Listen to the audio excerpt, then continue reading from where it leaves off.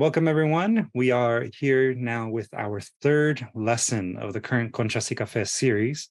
For anybody joining in on the live stream, watching either on our YouTube channel, on our Facebook channel, or Instagram too, I think. I forget all the different things. Oh yeah, Twitter. Twitter's the other one. We are able to obviously, take your questions if you're watching the live stream. For anybody that is actually in the live Zoom, you guys are obviously always welcome to raise your hand and let me know if you have any questions. This recording will go live on our YouTube channel as well tomorrow at some point in the afternoon, so you'll be able to watch anything that you might have missed. But to get us going, as usual, we have our what's it called? Our quote of the week. And if you have already downloaded the handout, you'll know that it comes from Nina George, who is a German writer, best known as the author of The Little Paris Bookshop.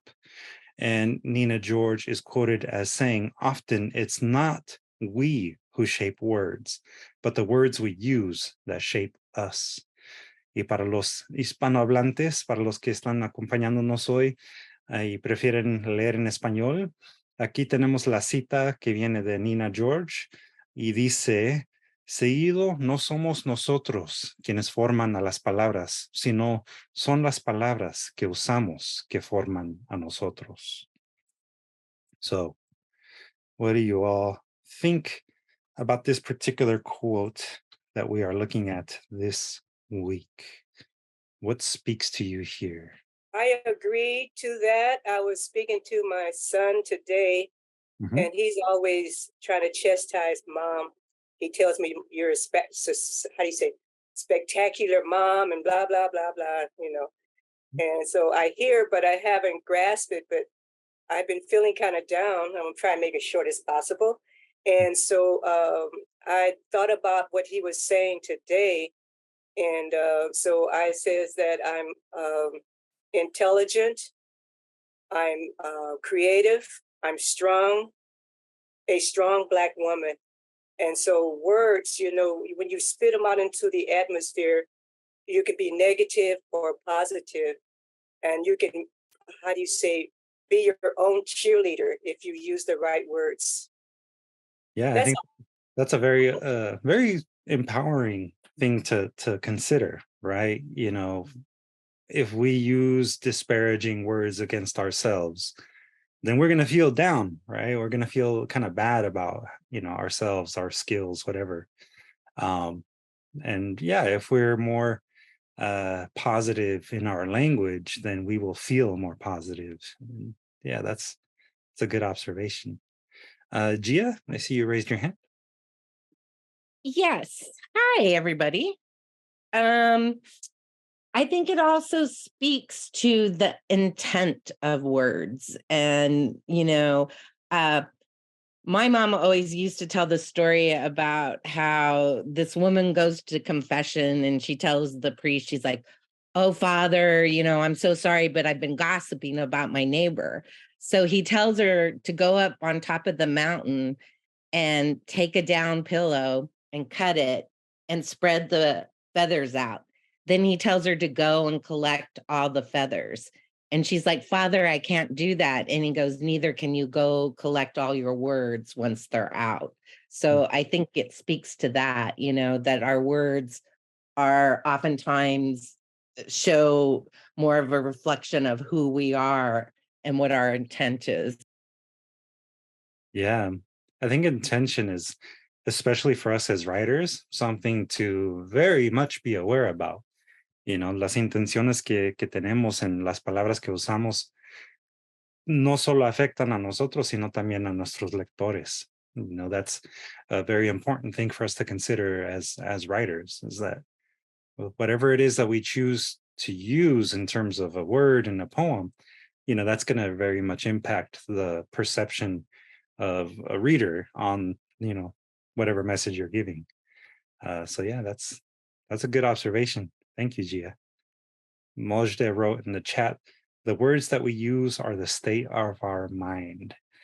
Yeah, definitely. I think in my maybe more depressed states, I'm sure that I've used words that reflect that slightly pessimistic, attitude that I've had in the past with regards to my emotional well-being. So yeah, that's a good observation as well. Thank you, Mojde.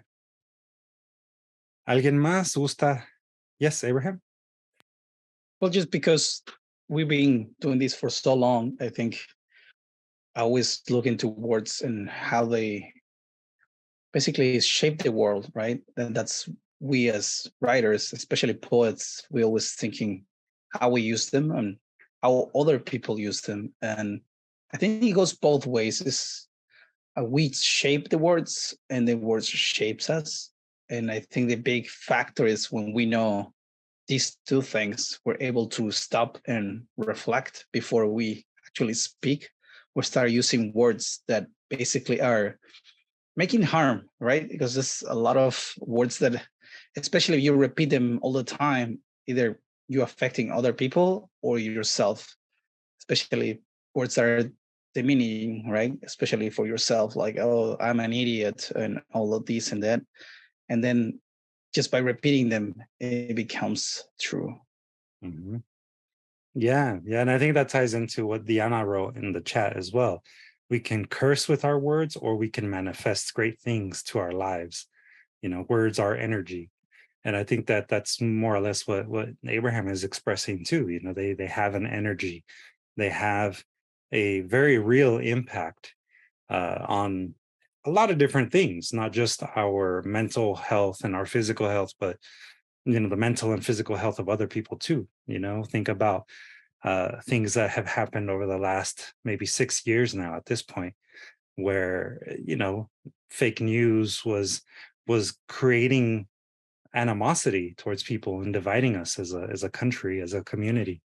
And that's all because of words, and what kind of value we put on certain words over others.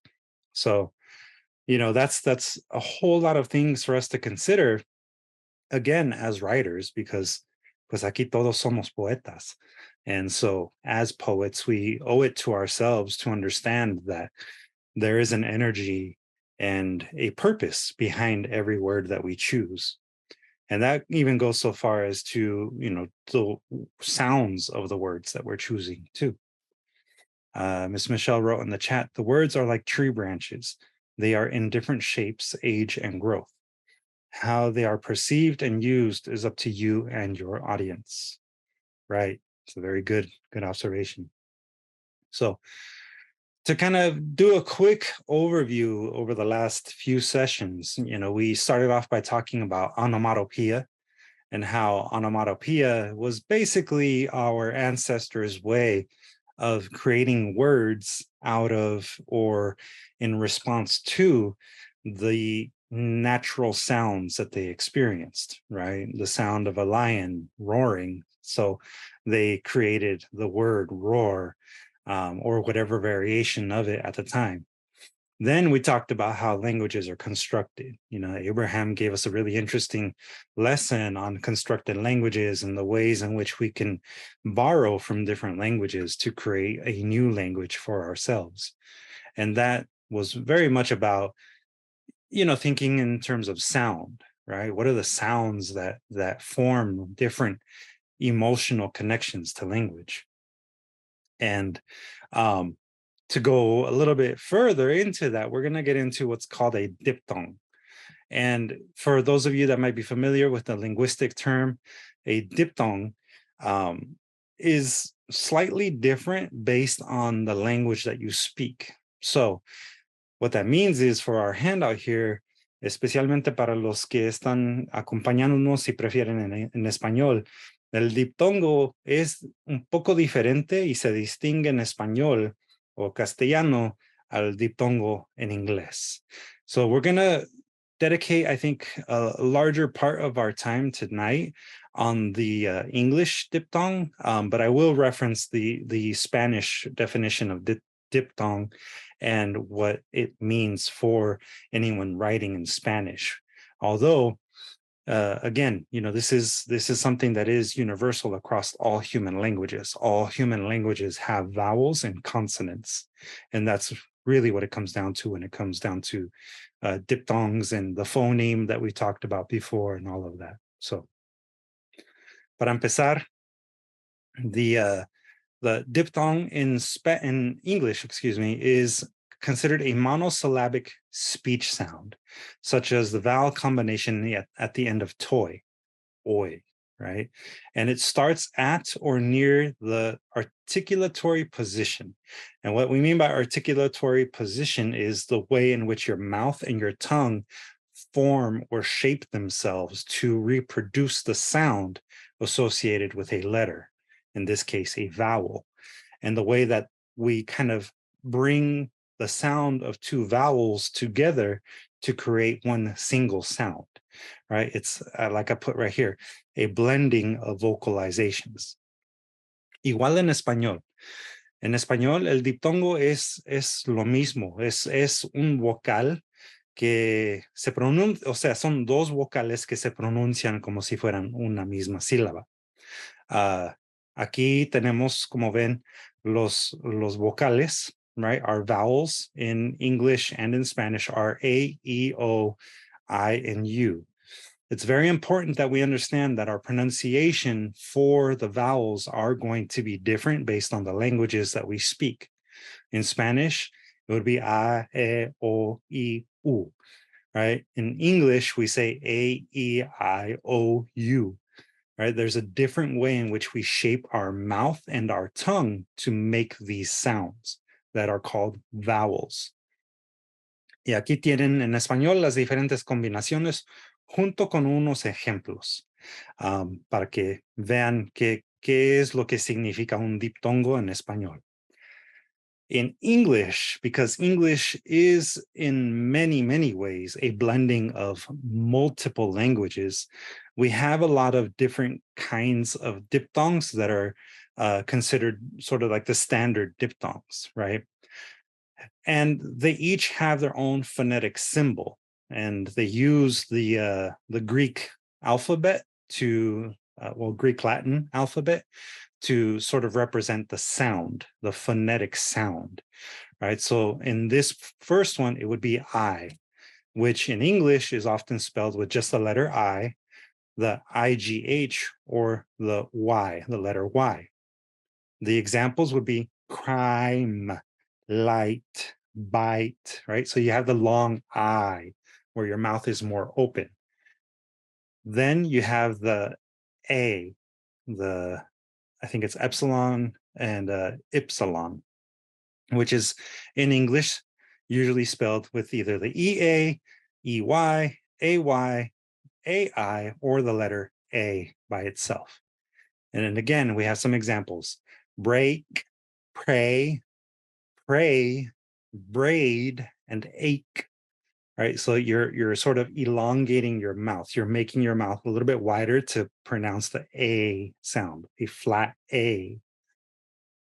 We also have the O sound, which is sometimes with the OW, sometimes with the OA, or in the case of certain words, OUGH, right? So you have slow, moan, do.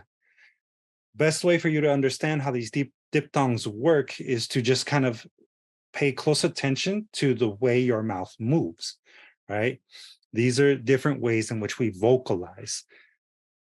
To continue, we have the ow, and that's where you go from the O to the U, typically, and in some cases, OW. So hound, crown, it's like the ow way of pronouncing that sort of O, that long O.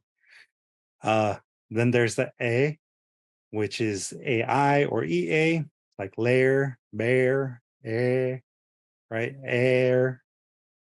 And when we have the E sound, sort of like a flat, long E, which is in English a lot of times spelled as EE, IE, or EA, such as jeer, peer, or near. You'll notice that a lot of times these have the R coming after them to give you that ear sound, right? The E. Then there's the oi, as in boy or oil, right? It's like a very open O. And then, of course, you, as in pure, the you, or. En español, obviamente es un poco diferente, porque aquí tenemos, como digo, varios ejemplos de cómo se combinan los vocales para formar un solo sílaba, como aire, causa, peine, ceuta, oiga, uy, ¿verdad?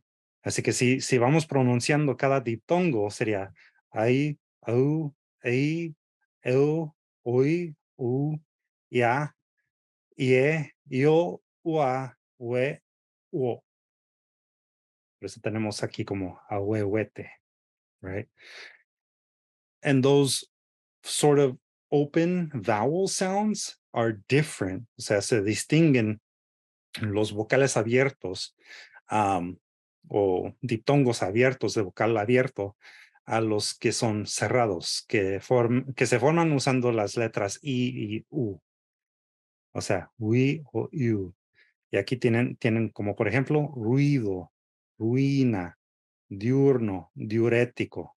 El you, ¿verdad? Se cierra un poco más la boca para pronunciar esa sílaba, ese diptongo. In Spanish, you also have to consider the fact that these different diphthongs do affect the actual spelling and the use of accent marks. Por eso aquí tenemos esta tabla donde enseña cómo se usa los acentos, los tildes, sobre vocales en diferentes palabras.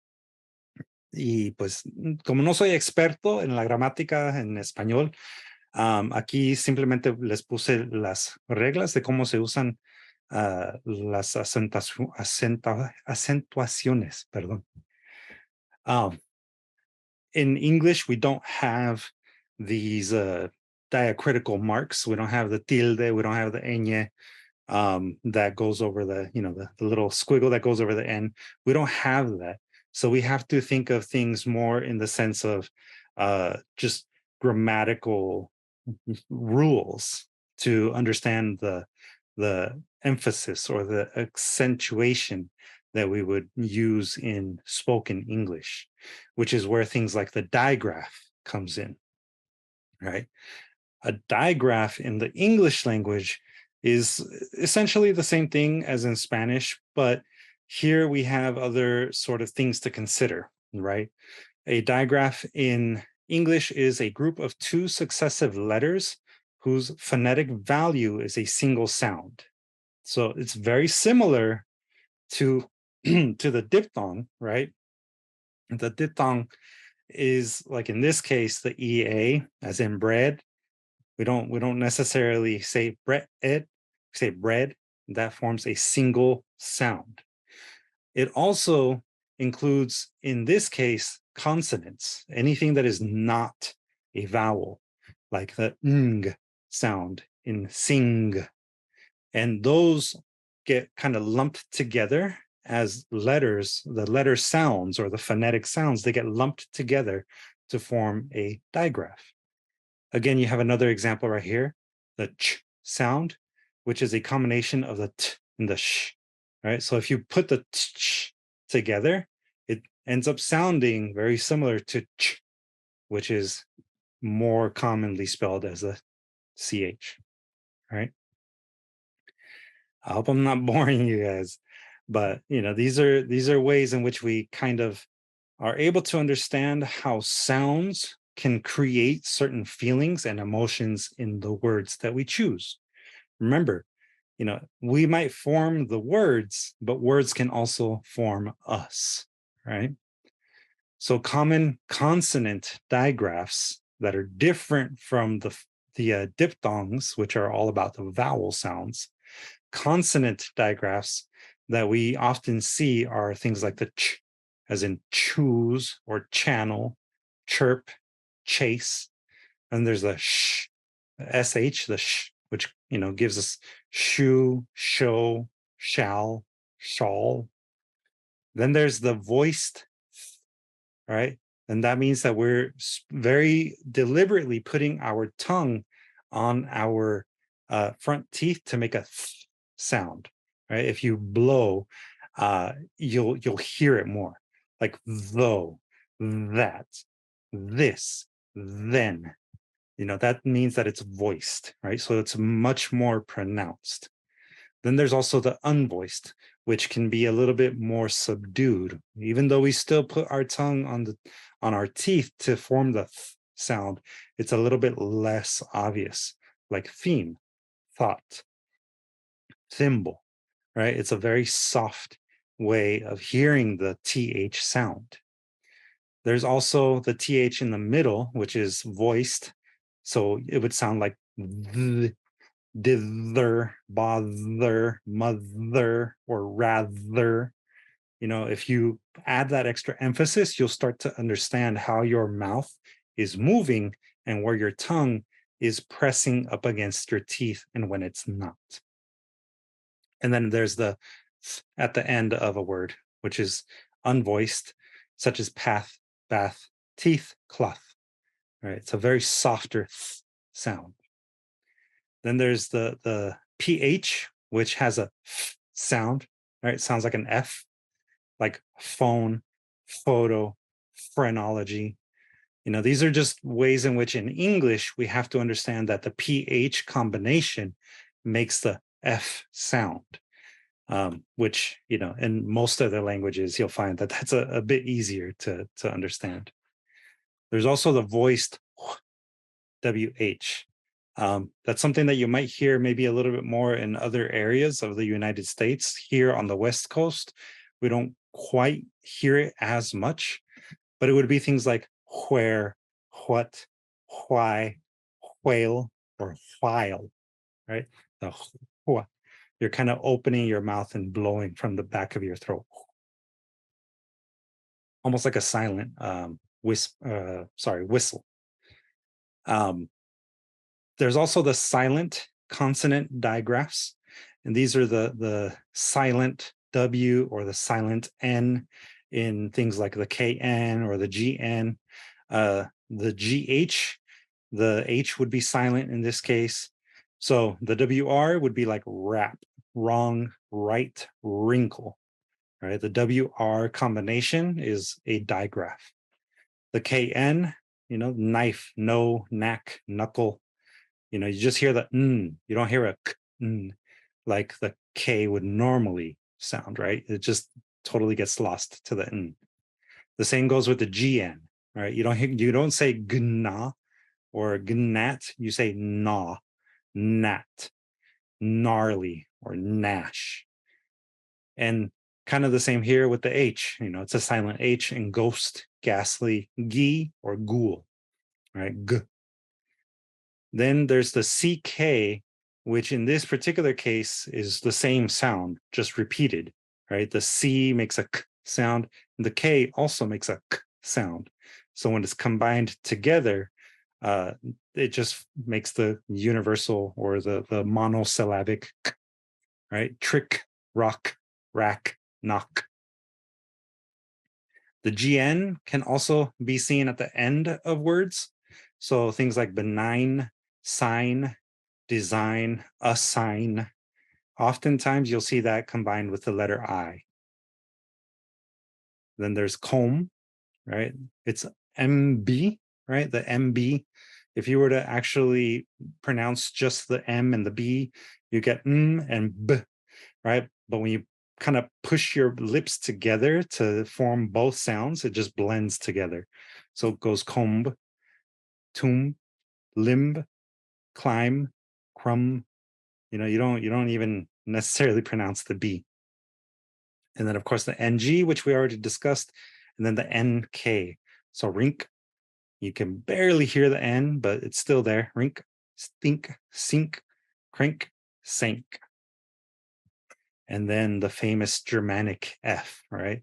This is where the German influence in English comes in. So the GH at the end of a word will oftentimes sound like the F sound. Tough, rough, trough, cough. A lot of times it's, preceded by the OU, the oof. Yes, and pink is another example of the NK digraph. En español, como pueden ver, existen los dígrafos y igual es un grupo de dos letras que están representadas por un solo sonido. En el caso del español, estos dígrafos, el ch, el eye y el doble R, a veces se cuentan como parte del alfabeto en español, a veces no, depende de la región o de la persona a veces. Pero esos son los más comunes que se reconocen y forman cosas como, pues hay que decir chasco, hilacha, echar, fecha, chicharrón, chato, mechas, hacha, ¿verdad? El che, igual como mi apellido, Pichardo. Luego el doble L, el eye, llega siendo llenar, llaga, rodilla, cordillero, llovizna, cebolla. Lo interesante del doble L es que el doble L, en lugar de tener un sonido distinto, tiene el mismo sonido que la letra Y, que también tiene el Y, el sonido de Y. Pero en este caso, en ciertas palabras, se utiliza en vez de una Y, el doble L. Igual como el doble R. Tiene el mismo sonido que el R singular, pero el doble R da como un poco más de énfasis.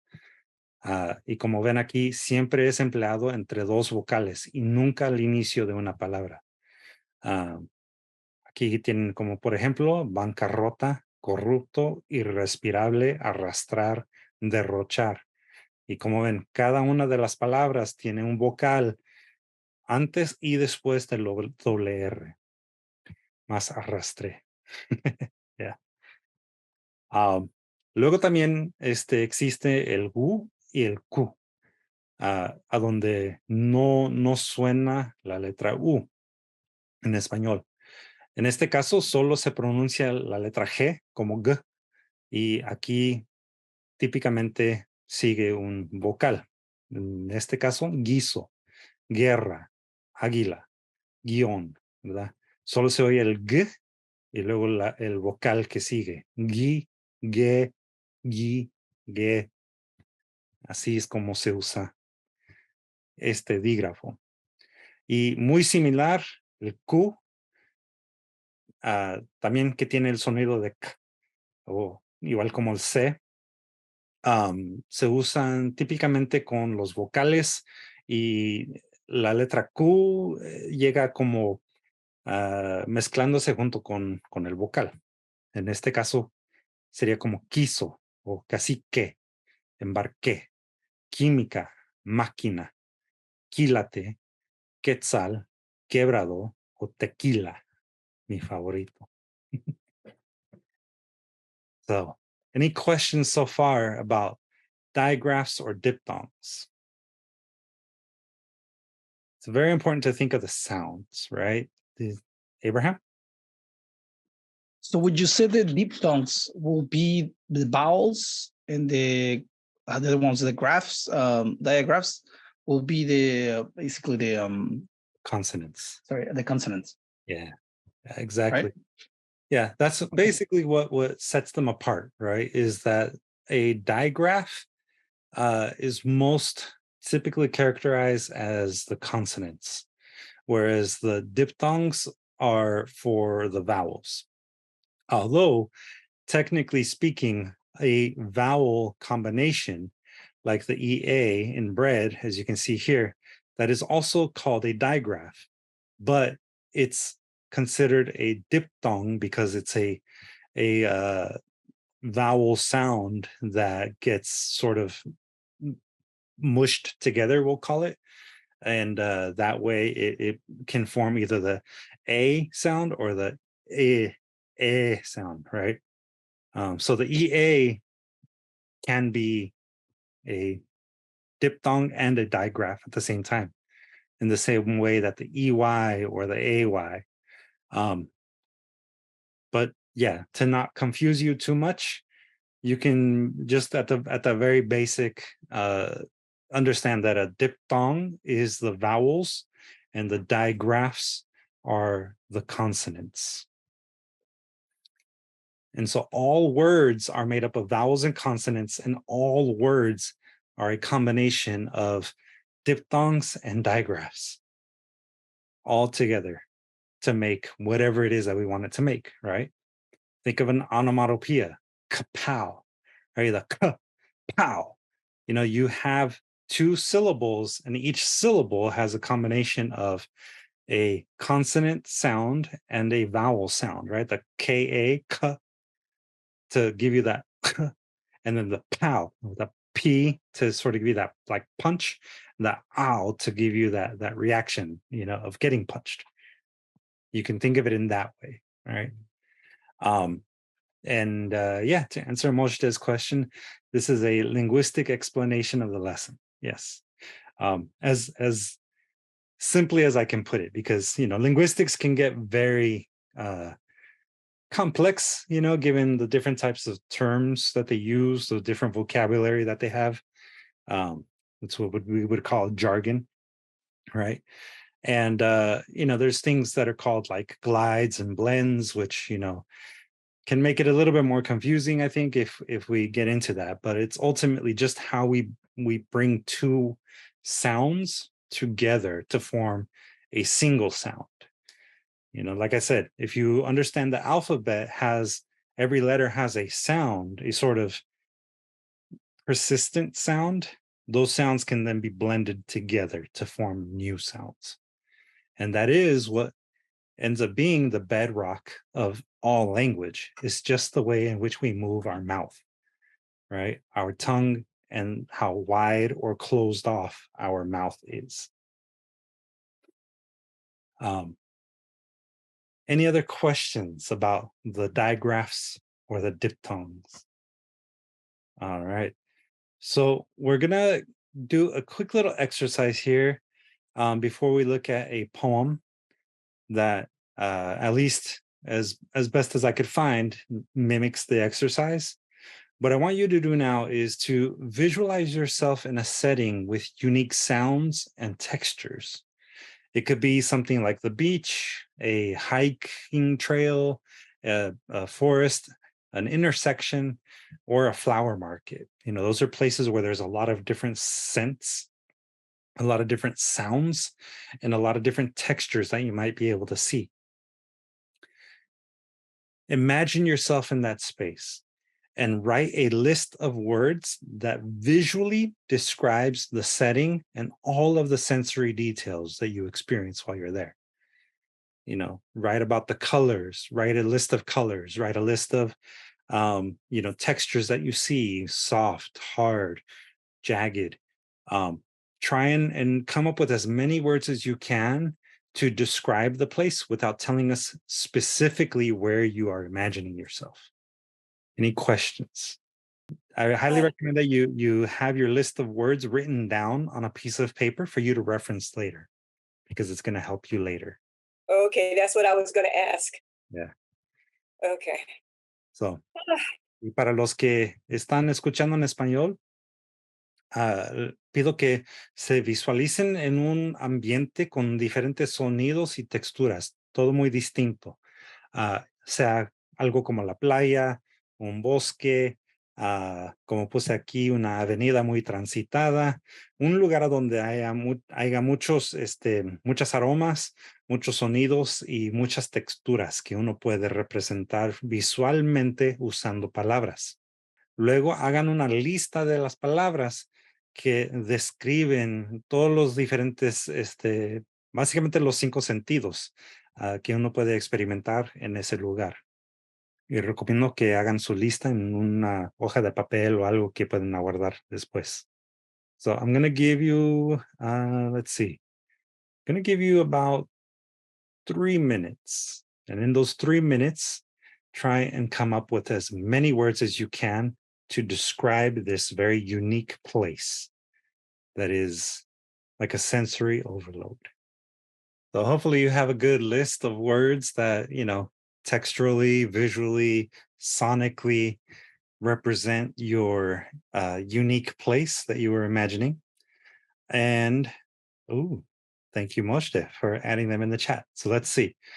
Mojde wrote in the chat, green, red, yellow, and white, water, waves, lost, clouds, rain, drops, chirping. I like the, there's a little bit of rhythm going there, right? With the white, water, waves, lost, clouds, rain. I like it. Thank you, Mojde. If I had to guess, I'm thinking this is maybe like a pier or some sort of maybe area near water. Diana in the chat wrote breathtaking, dry, humid, windy, silent, prickly, solitude, drought, crows, vultures, ant colonies, earthly smell. Yeah, just based on the words and the sounds, it has this sort of destitute kind of sound to it, dry, humid, windy, silent, prickly, that E sound, that sort of the Y is kind of leaving it kind of open and it feels barren. Plus, with the words themselves meaning what they mean, it just feels reinforced, right? The sound reinforces the feeling. Abraham wrote, freeze, flow, constant, salty, cool, immense, wet. That sounds like the ocean to me. And yeah, notice how the word flow, right? Flow, we naturally want to say it sort of slowly, right? That O, that sort of closed off but long O gives us the same sort of imagery of a big, immense area. I have some. Yeah. All right. Yeah, Go. he says write as many as we could, and I tried to keep in what our theme is all about. But you say describe a place that we went, and so hopefully you can. Okay, it's sticky, smelly. Wait a minute, I'm in the dark here. It stings. It's rough. It's dipped. Shiny, bright. Things, sparkle, wet, long, short, mini, tiny, large. What is this? I can't even see that one. Forget that one. Strong, different. I can't even read that one. Forget that one. Wild, bush, charming, lovely, beautiful. Elegant. It smells. Open. Bulb. Close. And that's enough because I can't read half of it. Where was I? I don't know. That's actually a hard one to picture. I was downtown on 9th and Santee. The Santee Alley, the fashion district. No, flower shop. Oh, flower shop. Oh, I don't know if I would have gotten that. Yeah, there's some sticky ones, the little sticky bushes, the roses that stick you. Okay. And that purple flower, that smell, it's beautiful. It's lavender. Oh, it stays. Oh, beautiful smell. And then there's long stems. There's short stems. It's beautiful. It's lovely in there, especially at Mother's Day. It was nice. Yeah, so they bloom. There's the bulbs. They're wet because they're in water. They're dipped. You can make them different colors. Yeah, you dip them.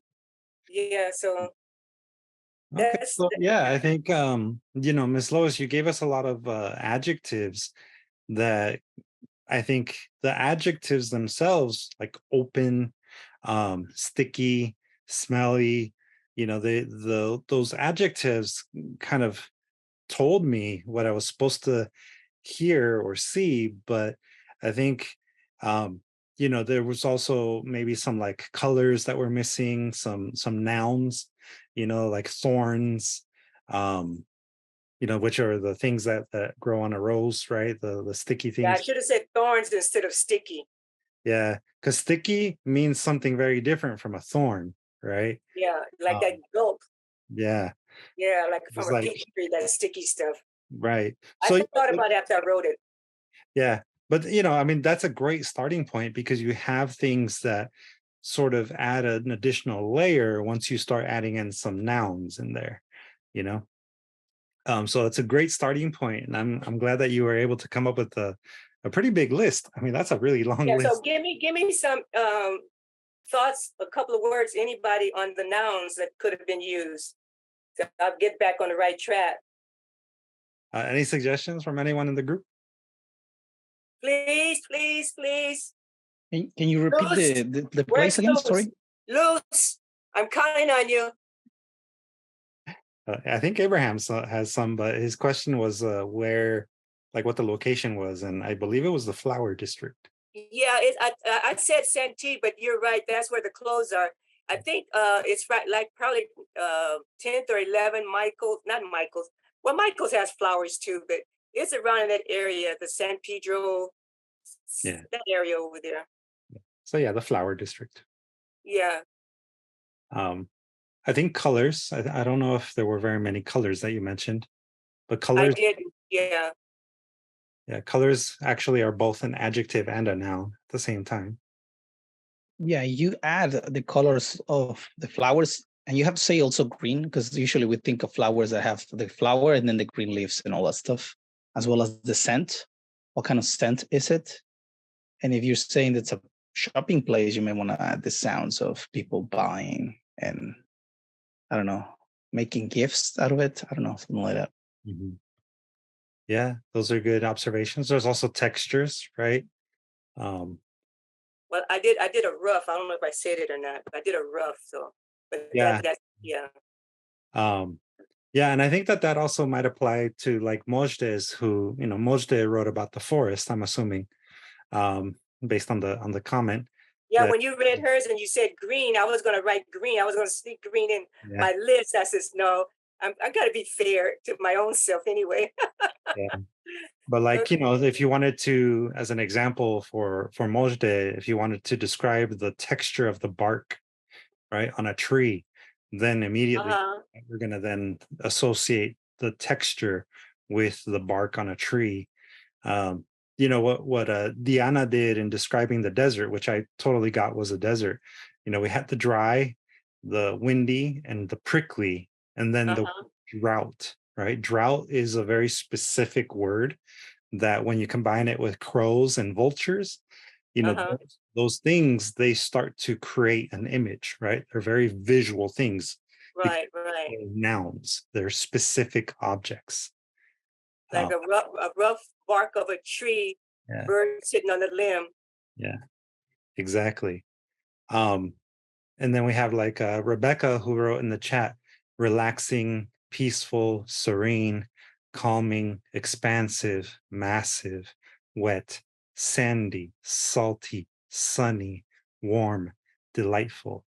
And I mean, if I was to, specifically because of the word salty, I was going to say that this is probably like the beach, the ocean, something near water.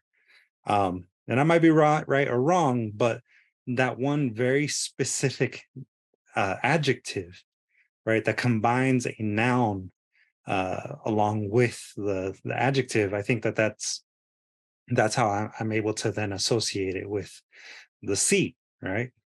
And also notice the words that Rebecca used, right? Relaxing, peaceful, serene.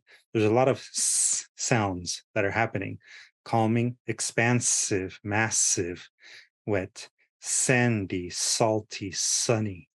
Notice how the sound gives us a soothing, in combination with the other diphthongs of the ooh and the ah and the like those sort of casual vocalizations, they give us that same sort of just calm, emotion or vibe, right?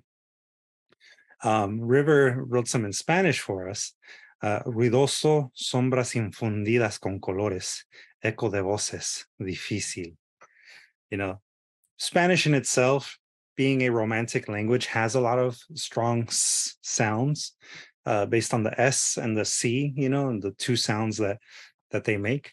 But ruidoso, the R and the UI, that closed vocal diphthong, right? It has this kind of like tightness to it, right? Ruidoso, a place that's noisy. Even in English, right? Noisy, ruidoso, like it gives you that sense of sort of like tension, which is interesting if you start to notice how sounds in words replicate the emotion that is associated with it. Miss Luz wrote wet, muddy, stinky, fishy, dead eyes, shiny, scaly, buzzing, swatting, ching, shouting, chopping, thanking. I totally get a fish market out of that one, right? And it's partly because we get the word fishy, right? It's a very specific kind of adjective, right? Again, it actually uses a noun and turns a noun into an adjective to give us not just the sense of the smell, but a very clear image of what we're supposed to be smelling, right? Scaly, same thing. It's an adjective that uses a noun to very clearly show us what we're meant to be looking at. Yes, you got it right. Yeah. Abraham got it right too, in the chat. So excellent. Let's see. We do have some fantastic lists so far. I agree with River. Sky ceiling, glass ribbon. Ooh, that just sounds like a poem by itself. Thank you, Moshe. That sounds awesome. Let's see. Miss Michelle wrote click, clack, cling of the circles, filling water to the top. 3 shiny silver objects, triangle beige cloth, folding shapes, the opening of a blind's purple things in water scented sweetly. Pretty purple things in liquid scented so sweetly. The opening of white rectangles on a string.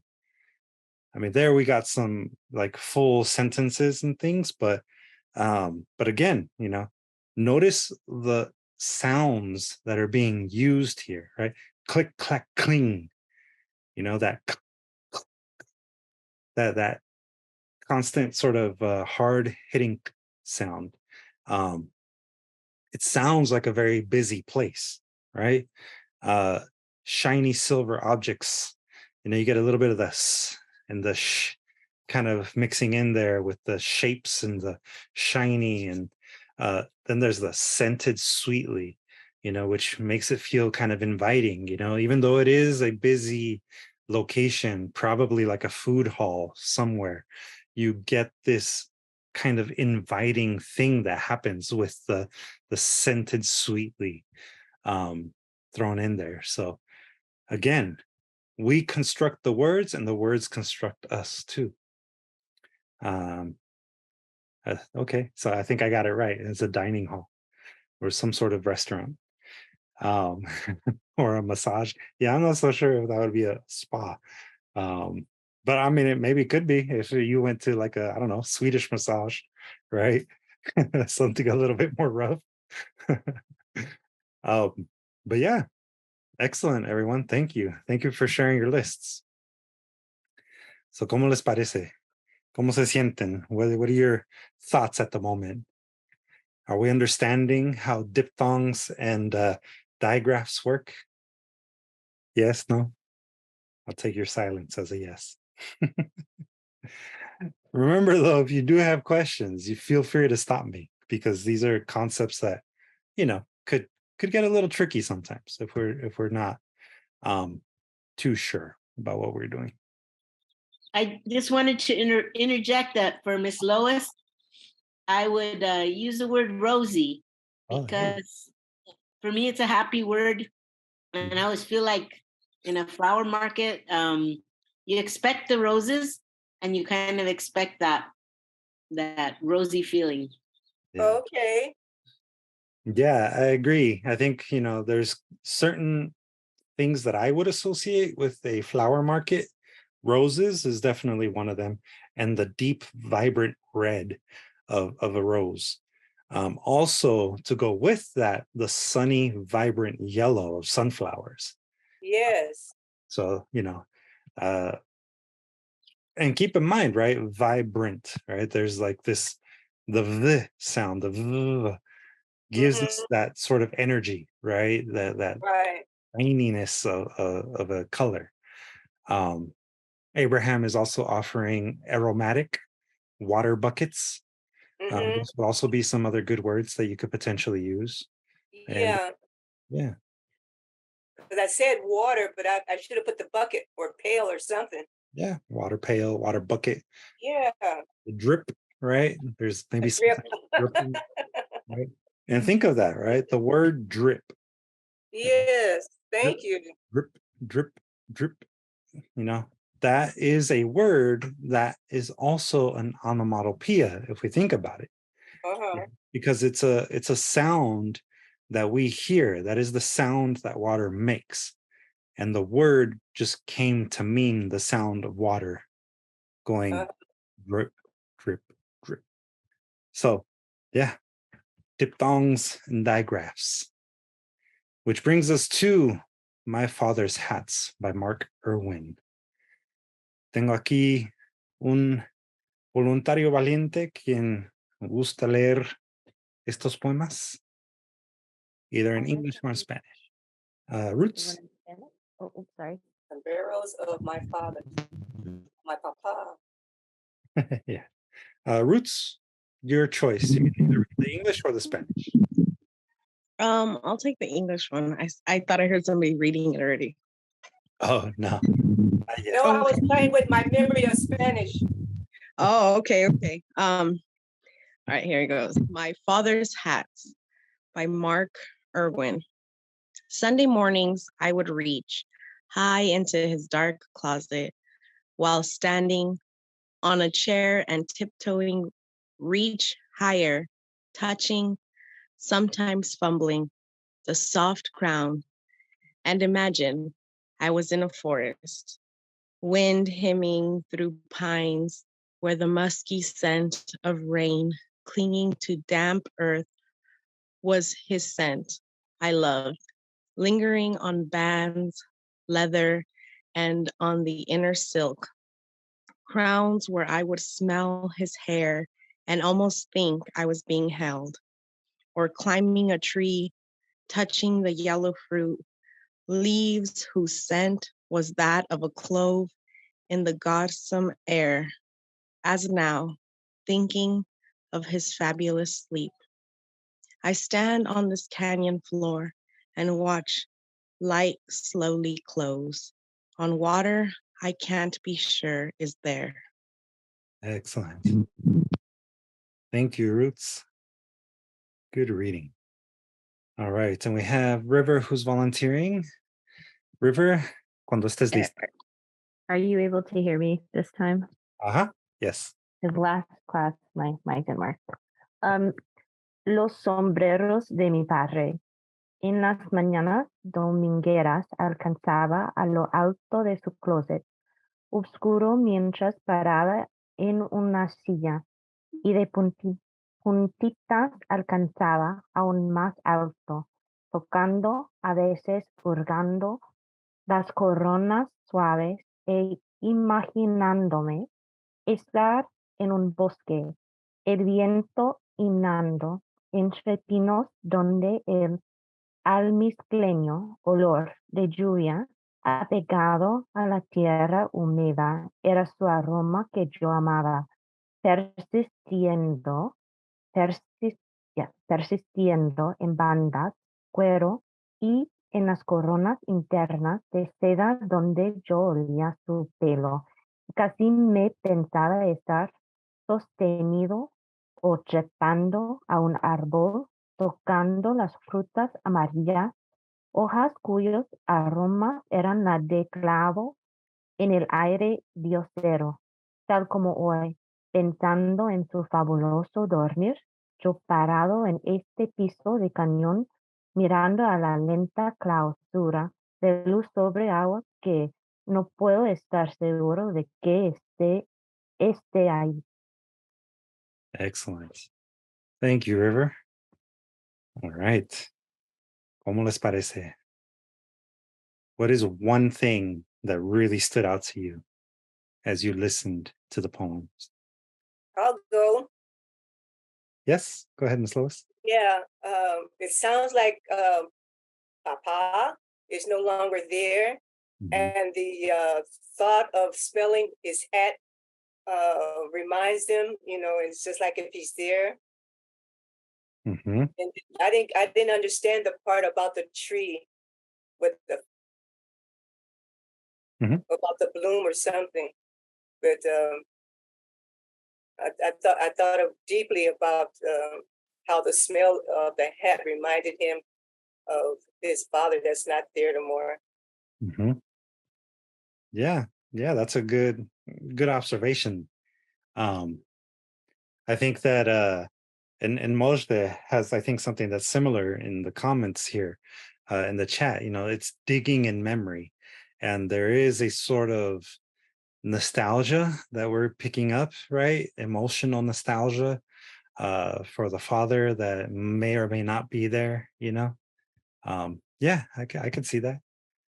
Roots, you raised your hand.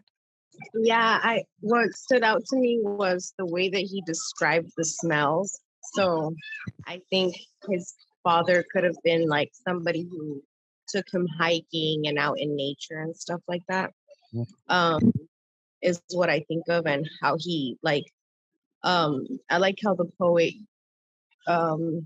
like intertwines nature, also the scent of his dad. So like the embrace of nature and his father are like intertwined, and I think that's very beautiful.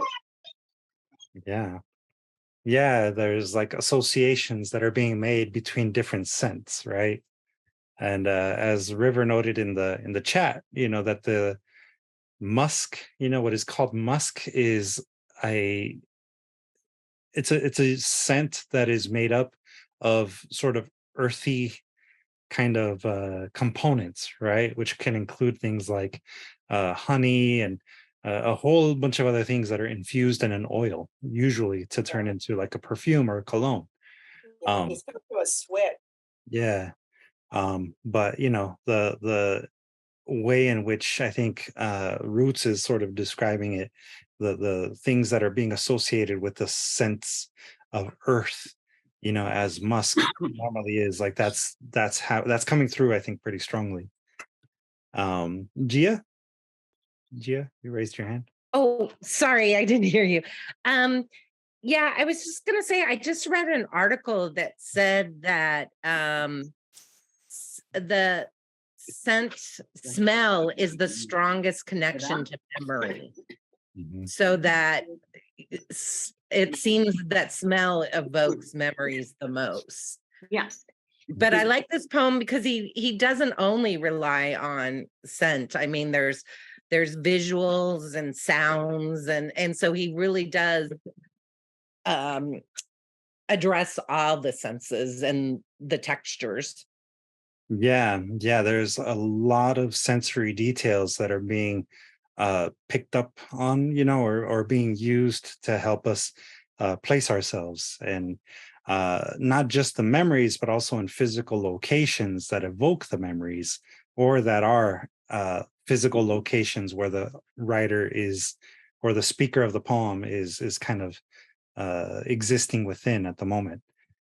So yeah, very good observations. Thank you, Gia. And yes, River, thank you. It was actually Abraham who added in the chat what constitutes a musk. And yeah, Abraham, you raised your hand. Well, it just goes back to that as well, now that you mentioned. Kind of has that sense of this person is not a city person. It's more like a town folk.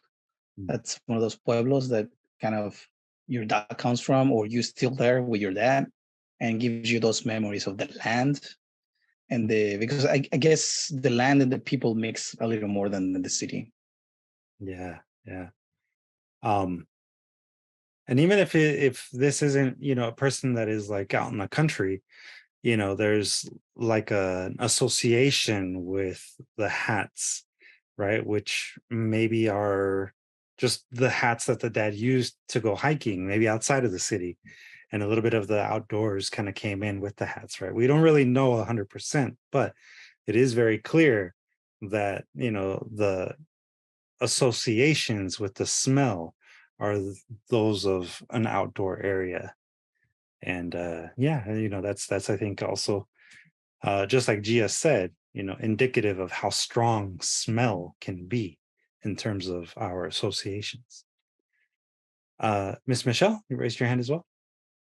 Yes, I did. That is true, but Gia said that the strongest of the five senses are the nose, because through my employer, I mean my employer, but I work at, that is something that people, especially with Alzheimer's disease and related dementias, lack sometimes because of certain foods. They lack that the olfactory senses of the nose, if you will, in regards to the five senses. And unfortunately, certain foods that we smell or not smelling can determine if you are a person that may receive Alzheimer's disease and related dementias based on your nose being used. And also, with the long haul for COVID-19, your sense of smell and taste, if you have that long haul, can take time to return.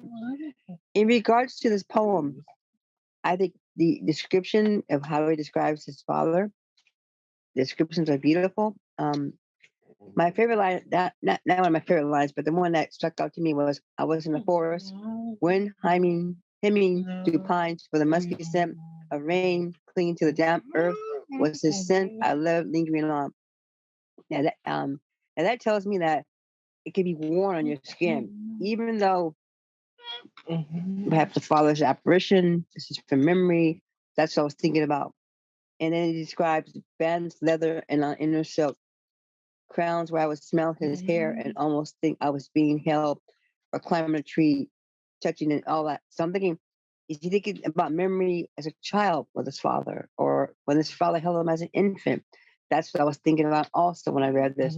And I was thinking about the store called Bricks Brothers. I'm not sure if Bricks Brothers exists anymore, but I remember those hats that my father and my uncles would buy the hats from Bricks Brothers a while ago. I mean, back in their day and things. And I was thinking about my father, how he wore hats, and thinking about the ancestors of my family who did have hats on and photographs. So I was thinking about them very much when I specifically read that line and thinking about them. That's what brought that to me. And I was thinking about, imagine that though, if I could just interject really quick. Imagine that this is for everyone, right? The words that the author chose to use in their construction of the poem constructed a memory within Miss Michelle, right? Again, going back to our opening quote, sometimes the words build us, right? Sometimes the words form us, whereas sometimes we form them. It's kind of like a two-way street in this case, and it's I think a great thing that Miss Michelle would experience something like that in listening to the poems. And I also really appreciate what River wrote in the chat about how sometimes we can feel the earth in our bones. For anyone that is maybe related to or has had the privilege of being in an outdoor sort of agrarian environment for any long period of time, or comes from a family that was agrarian at one point and maybe still has like a ranch somewhere, you do sometimes have this sort of yearning to want to be out in nature, and you will feel it in your bones, even if it's just going out into your garden and working on like a little pot of flowers, right? There is a very unique connection that all of us have with the earth, with nature in that way. And it's cool that at least in this poem, it seems like for everyone, you're picking up on how those associations of the sights and the sounds and the smells, specifically the smells, are now bringing together the relationship between the father and son of the poems. So yeah, thank you, Miss Michelle. Didn't mean to cut you off, but it's fun, and you're welcome, and I appreciate that perception and perspective, because it's the lesson we're learning today. yeah. And when I got this call, the Zoom call, I intend to look at my father and my ancestors, all in heaven, look at the photographs and think about this and just linger in this and read this poem, to them. All the folks can't hear me, but in spirit they do. Thank you very much. So one last thing that I wanted to make sure that I acknowledge is, I think it was Diana and Mojde both recognized something, especially in the English version of this poem. The use of ing right after the verbs. So standing, fumbling, hymning. Hymn itself is not a verb. It's a noun, if I'm not mistaken. But hymning, so turning the noun into a verb, kind of like what we were talking about before when you turned nouns into adjectives by saying salty or fishy, right? Those things make your words feel more active.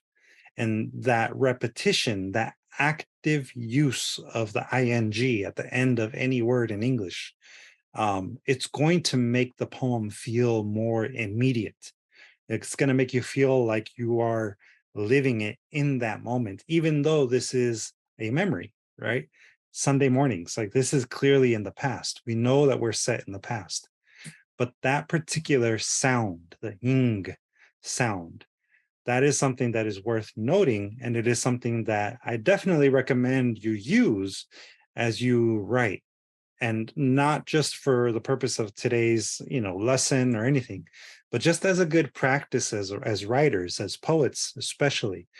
You want your words to, again, construct experiences for us, right? You want the words to form things within us and to shape us. So by being active in your voice and being descriptive in your language, you're going to have a much stronger impact on your reader than, just kind of passively speaking about things and thinking writing about ideas that are sort of up in the air, kind of ethereal. Always try to bring us back down to earth, kind of like this poem did right here. It literally brought us down to earth, right? In the damp soil. So that's where we want to live as readers and as poets. So any last questions or any final thoughts about this particular poem? All right. So imagínense otra vez de nuevo en aquel lugar especial, right? Think about the practice that we just did a little bit ago, right? That little exercise that we did. It was to get you to begin thinking about how you can descriptively write about a location. For your homework this week, you will now go to your favorite place to be, your favorite location, whether it is the beach or it is a flower market or a restaurant. Go to that place in your mind and write a poem that, as you can see here, selectively uses words that mimic the sounds, smells, and textures of your favorite place to be. And because we were talking about diphthongs and digraphs, really pay special attention to the way in which the words that you are writing mimic the vibe, right? That emotional connection. If here, the wind hymning through pines is an image that stood out because it really took you to a forest, then try to do that also in your favorite place. If it's, I don't know, the ring of the water that, echoes, that vibrates within the glass that you're drinking from, then try to represent that in your poem, right? Take us to that place. En español, Les exijo que escriban un poema que selectivamente usa palabras que intentan imitar a los sonidos, olores o texturas de tu favorito lugar para estar, ya sea un restaurante, la playa, un parque, donde sea, ¿verdad? Lo que les guste más, intenten a representar esa experiencia a través de sus palabras. Y pongan atención particular en el uso de los diptongos y los dígrafos en las palabras que están usando para otra vez imitar esa experiencia de estar en ese mismo lugar que quizá fue el lugar que estaban describiendo antes.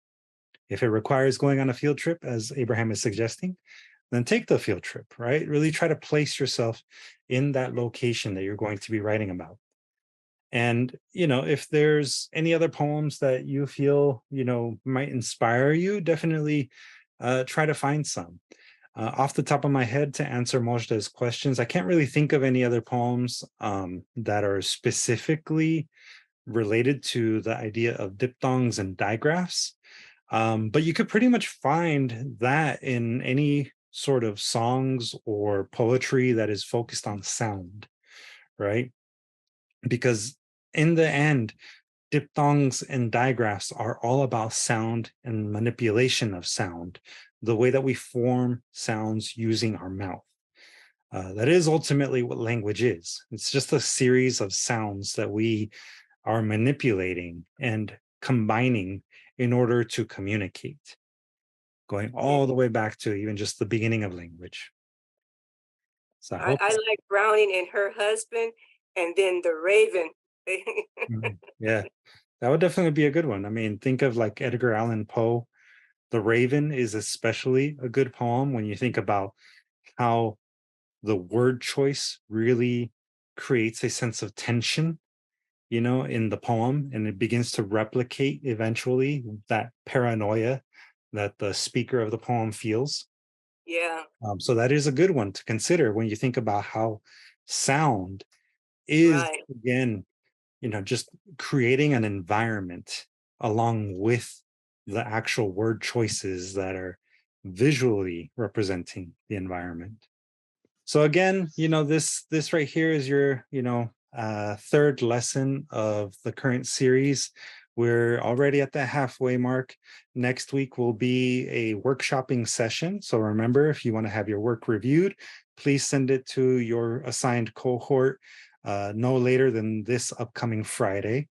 And again, we don't expect the poems to be complete nor perfect on Fridays. The purpose of the workshop itself is to, give you feedback on where you are in the process and to maybe, help you work through any ideas or things that you might be struggling with. And at any point, you are welcome to actually submit work that is finalized. And this also extends to anybody watching on the live stream or who just comes across this before the last day when the work is due, which again is going to be at the end of June. Go to our website, distillarts.org/Conchas y Café zine. You'll find all of the details there.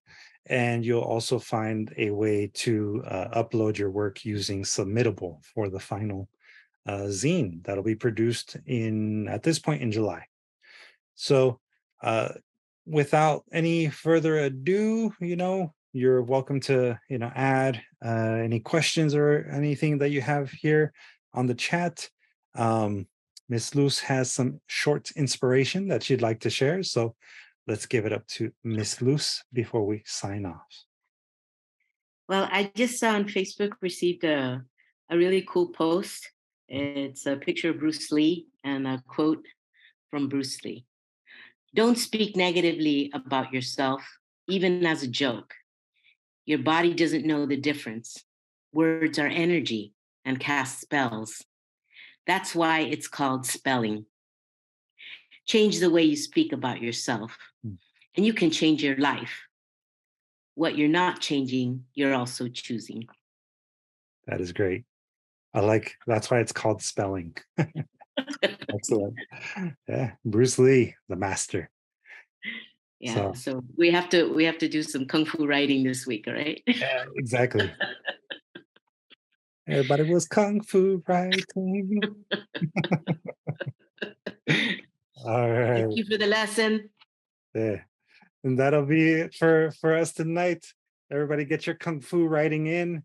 And I definitely look forward to reading your thoughts, your experiences next week. Take care, everyone. We'll see you all soon. Bye. Thank you, Luis. Bye. Bye. Thank you. Have a good night. Good night, everybody. Good night.